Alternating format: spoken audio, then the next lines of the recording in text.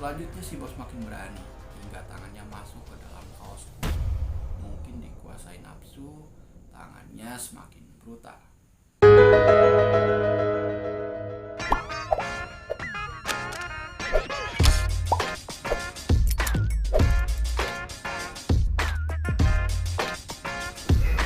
Pada waktu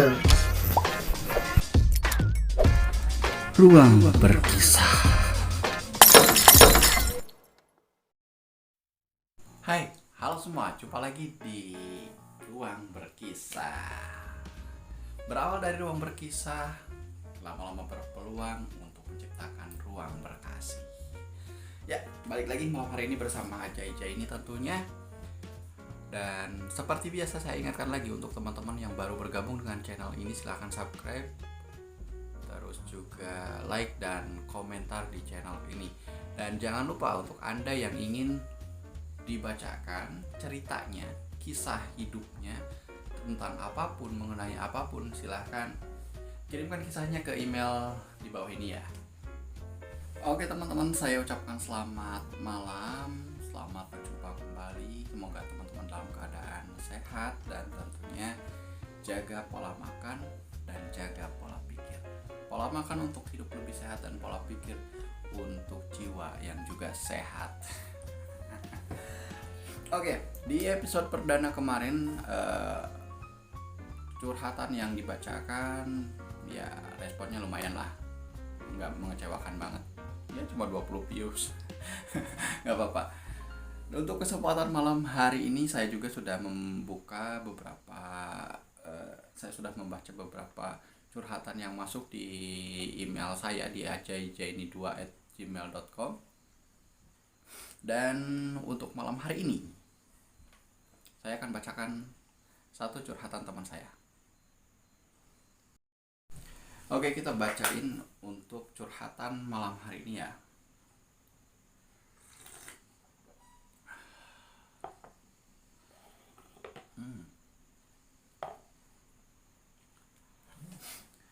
Halo Kak Ajay, makasih sebelumnya udah ngizinin aku curhat. Semoga Kak Ajay selalu diberikan kesehatan untuk terus konten ya Kak. Oke, terima kasih dan silahkan curhatnya. Tapi saya koreksi ya, saya ejaannya itu nggak suka kalau pakai J biasa ya, pakai Z. Ini tulisan ejaannya AJAY, Ajay. Ya, tapi nggak apa-apa lah. Oke, dilanjut. Namaku Rani. Dia kasih disclaimer dalam kurung bukan nama sebenarnya. Aku berasal dari keluarga yang tidak terlalu berada, sehingga setelah lulus SMP, aku tidak melanjutkan sekolah seperti yang lain. Keadaan keluargaku juga tidak terlalu baik. Maksudku, bapak dan ibu sudah lama tidak akur, tapi tidak juga bercerai. Akhirnya keduanya sama-sama cuek. Hal ini tentu saja mempengaruhi perlakuan mereka pada aku dan kedua adikku, yang membuat kami akhirnya menjadi anak-anak yang kurang diperhatikan sama orang tua. Aku pun boleh dibilang menjadi anak broken home. Sejak SMP, aku sering nongkrong bersama teman-teman lain yang juga mengalami hal yang sama di keluarganya. Sialnya, aku malah suka minum minuman beralkohol. Setiap malam, dia cewek ya? Setiap malam minggu sering kuhabiskan bersama teman-temanku. Cewek juga tentu saja. Beruntungnya meski doyan mabok, aku tak pernah suka ketika ada lelaki yang mendekati. Hal itu membuat selama di SMP aku tak pernah pacaran. Beruntung juga sih, bayangkan jika aku larinya ke pelukan lelaki, apalagi aku suka minum, pasti aku sudah dirusak habis-habisan. Bapak ataupun ibu sebenarnya mungkin tahu ketika aku pulang dalam keadaan teler. Tapi mau bagaimana lagi, mereka seolah sudah terbentuk menjadi orang tua yang masa bodoh. Bodoh amat, yang penting anaknya pulang ke rumah. Memang senakal apapun aku ketika itu, aku selalu pulang ke rumah. Lulus SMP aku langsung mencari kerja, tidak terlalu sulit. Meski lulusan SMP, masih banyak beberapa tempat yang membolehkan cewek lulusan SMP melamar pekerjaan. Apalagi harus kusyukuri, secara tampilan aku lumayan good looking. Kata teman-temanku, sekilas aku mirip Isyana Saraswati. Ya, sekilas aku mirip Isyana Saraswati. Mungkin bedanya aku sedikit lebih bongsor, berisi semok lah. Sehingga tanpa dipungkiri, dengan wajah dan body yang lumayan, aku bisa langsung bekerja di sebuah toko busana dan shoes and bag di daerah Jatiwangi.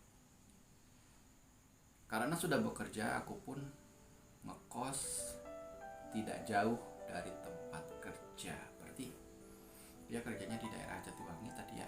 Terus berarti bukan orang sana, karena ngekos. Oke. Setelah bekerja, ngekos, pergaulanku pun semakin bebas. Bebas dalam artian aku lebih sering minum. Terus juga aku juga memberanikan diri menato tubuhku di tangan kanan, sedikit di area pergelangan tangan, dan satu lagi tato kupu-kupu di dada bagian atas. Oke. Beberapa senti dekat payudara. Meski demi Tuhan untuk urusan lelaki tak ada yang sempat kubawa ke kamar. Seingatku aku masih perawan. Di dalam pekerjaan aku termasuk anak yang cepat mengerti dan cepat menguasai bidang pekerjaan yang menjadi tanggung jawabku. Dalam waktu 2 bulan saja, aku sudah menjadi kepercayaan bos. Pemilik toko yang kupanggil bos ini seorang pria sekitar 35 tahunan. Sudah memiliki istri dan 2 orang anak. Di toko ini ada 2 karyawan lain selain aku. Namun sebagai orang kepercayaan tentunya akulah yang sering berlama-lama di toko. Jika pagi-pagi aku datang duluan karena sering juga aku harus pegang kunci. Dan jika malam, tak jarang juga aku pulang paling akhir. Biasanya bos yang menemani. Di 2 bulan awal tidak ada yang aneh dengan perlakuan bos kepadaku. Hanya saja, pernah suatu ketika saat aku hendak ke kamar mandi, ternyata di dalamnya ada orang. Lama ku tunggu hingga ternyata si boslah yang keluar. Dan yang paling aneh yaitu keluar dengan ekspresinya yang tidak biasanya melihat kehadiranku. Lebih herannya lagi, ternyata ada lembar foto aku di dalam kamar mandi yang tadi dipakai si bos. Bulan ketiga aku bekerja di sana. Kebetulan saat itu sering pulang telat juga. Di saat 2 karyawan lain sudah pulang, kadang aku masih di toko beres-beres dan lain-lain. Aku ingat betul, ketika itu aku sedang membereskan baju-baju yang dipasang di manekin. Ketika tiba-tiba ada sepasang tangan memeluk dari belakang. Sontak aku berontak, dan begitu ku tengok ternyata si bos. Dengan malu-malu dia cuma bilang, "Maaf Ran, abang pikir itu manekin." Sungguh alasan yang tidak masuk akal. Tapi aku juga tidak terlalu memikirkan. Yang jelas pada saat itu aku hanya bergegas pamit pulang duluan. 3 hari berselang, saat itu aku sedang merapikan catatan pembukuan di meja kasir. Seperti biasa, 2 karyawan lain sudah pulang. Tinggal aku dan si bos. Kali ini aku bisa melihat dengan jelas si bos mulai mendekati dan tiba-tiba memukul pundakku. "Ran, berapa uang yang didapat hari ini?" tanya si bos berbahasa basi tentu. Aku menjawab singkat sambil coba menepiskan tangannya. Bukannya lepas, rangkulannya malah makin erat. Tubuhnya makin merapat. Ia melingkarkan tangannya menangkuk payudara kanan dari luar kaos. Aku mencoba mengelak. Tapi sejujurnya saat itu perasaanku campur aduk antara malu, marah, kecewa, bahkan takut. Mau teriak juga seakan tertahan. Apa yang sedang terjadi? Seperti itu. Selanjutnya si bos makin berani hingga tangannya masuk ke dalam kaosku. Mungkin dikuasai nafsu, tangannya semakin brutal.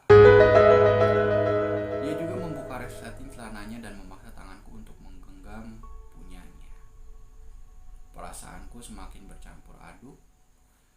Sempat ku genggam dan ia mendesak keenakan. Oh no! Beruntung, sebelum terjadi lebih jauh, istri si bos datang bersama 2 anaknya. Aku tak bisa melaporkan dan menceritakan kejadian ini pada siapapun karena sempat diancam juga gajiku tak akan dibayar. Sejak hari itu, aku memutuskan resign keluar dari tempat itu. Sangat disayangkan sekali, padahal si bos ini orangnya baik, royal kepada karyawannya. Rumah tangganya pun nampaknya baik-baik saja.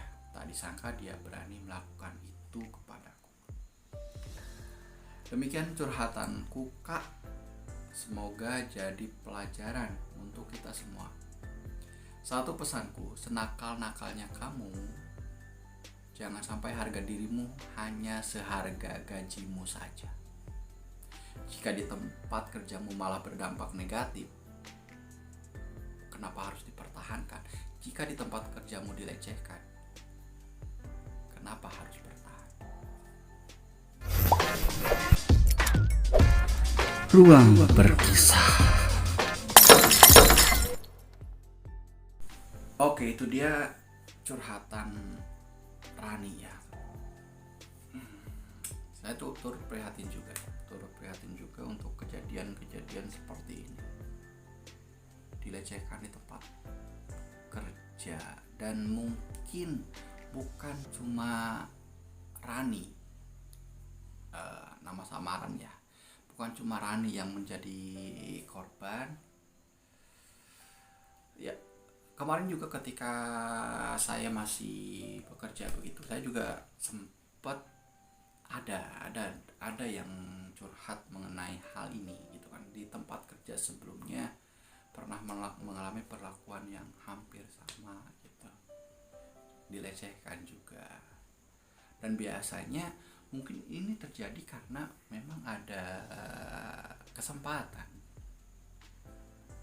atau memang yang dicari-cari kesempatannya ya, seperti yang terjadi dalam cerita ini kan. Berarti memang sengaja si Rani ini kan dipercaya, terus diminta pulang lebih larut atau lebih lama dibanding karyawan-karyawan lainnya, hingga terjadilah kesempatan hanya berduaan dengan si bosnya yang memang cowok gitu kan.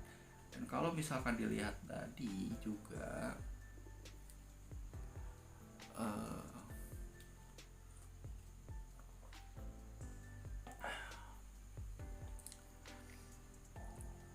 memang untuk kita yang hanya komentator ya, seringkali ketika terjadi sesuatu, terjadi pelecehan misalkan kayak itu, kok nggak teriak, kok diam, atau kok tidak melawan begitu. Ini saya pastikan